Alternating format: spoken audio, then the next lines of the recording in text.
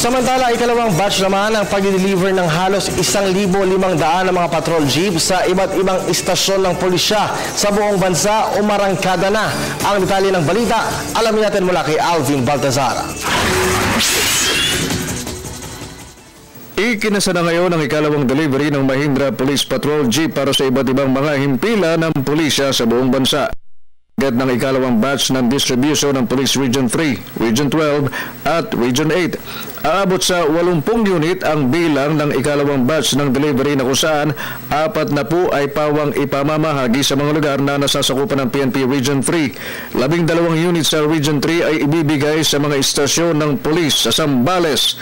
10 units sa Bataan at 18 unit naman ay ibibigay sa mga police station sa Pampanga. Kabuang 17 unit naman ng Mahindra Police Patrol Jeeps ang pinadala sa Police Region 12.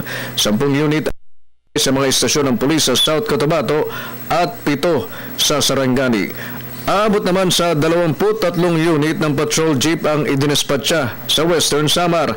Ang perang binili sa mahigit 1,400 units ng patrol jeep ay mula sa Capability Enhancement Program ng Philippine National Police mula taong 2011 hanggang 2013. May nakalaang budget ito na mahigit 1.4 billion pesos, subalit nabili lamang sa halagang mahigit 1.3 billion pesos na kung saan may nakalaang budget na 900,000 per unit at nabili lamang bawat isa sa halagang 840 hanggang 920,000 pesos. Target tapusin ang delivery ng 1,400 at 71 Mahindra Enforcer Jeep sa buwan ng Oktubre. Para sa Telebisyon ng Bayan, Alvin Baltazar.